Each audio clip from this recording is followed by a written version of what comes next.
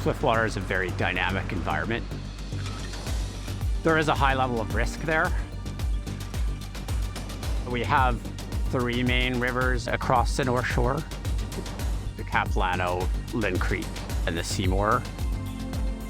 Definitely, it's an environment that it takes a lot of time and exposure to become familiar with the hazards. When I arrived, I could see that the risks being taken by searchers using avalanche probes, trying to find something soft in this fast-flowing runoff creek in the spring, was a risk I didn't like. Because if someone falls in, you can't get your pack off fast enough to survive the cold water in the creek tumbling head down. The team started using float tubes for whitewater searching the 3 rivers. And that allowed a direct search down in the water rather than having to search from the bank where quite often you couldn't see in certain areas. That was actually followed up by development of a scuba diving team, essentially to assist the RCMP in search and recovery. We had a need to recover bodies in the creeks and canyons or search for them, so for 10 years we had a dive team. We were the first underwater search and rescue group in North America to complete a search and rescue course. And our training was trained to the point that you have to either know what you're doing or you're not on the team, on the squad. There was none of this, I hope I remember how to do this in the middle of the night under a log boom. You either knew how to do it and you did it regularly every month, or you're off the squad. A dozen people were still working at recovering the body today. North Van firemen and the RCMP have been trying to recover the body of the 20-year-old victim for 3 days now. We're working with the RCMP divers. They are down in the creek bed now, and we're dropping material to them in an effort to deflect some of the water another way around to empty the pool where the suspected person in fact is. There's very swift water right there.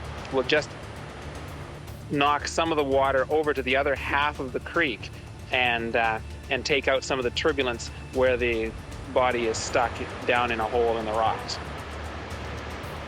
Now, it didn't last very long because of bureaucracy, and one of the problems was that some of the searches didn't actually involve a person, like they might be for, say, a murder weapon or a set of torpedoes in Howe Sound. So the RCMP eventually developed their own scuba team.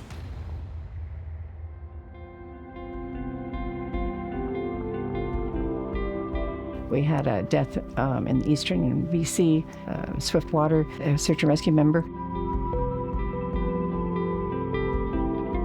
And as a result, Swiftwater was very tightly controlled. There's a lot more governance around all the disciplines these days than back, when the team started. You have to do a certain amount of training hours every year to maintain our certification to, actually operate as a Swiftwater team and go on a Swiftwater call. You could take a Swiftwater course with the team and you could become a Swiftwater rescue technician, and you could do all of North Shore Rescue's Swiftwater rescue training, but if you're not spending time recreating and kayaking or what have you, you're probably not really that good. And when we do those technical rescues, our role is really to fix the problem. So we have to be pretty darn sure that we're not going to create a problem of our own with people that don't have the skills or the background or the mileage in those environments.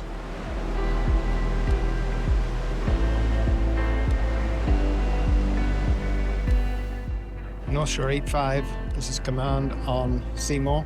Fire departments across the North Shore have jurisdiction on the canyons for rescue, and often they're there first if somebody's fallen in and it's an immediate rescue. But lots of times these calls turn into searches, and that's where we'll get involved. We do have a kayak team, so we're able to use the kayaks to search the canyons. But it allows us, to cover a lot of area that would be really hard to cover from the ground. Keith just helped tow the craft up with the 2 subjects and the 2 firemen in it. We don't have a lot of Swiftwater calls, on the team, but we do get the odd searches, and we could do mutual aid for other teams as well. You gonna be okay, Conrad? Yeah.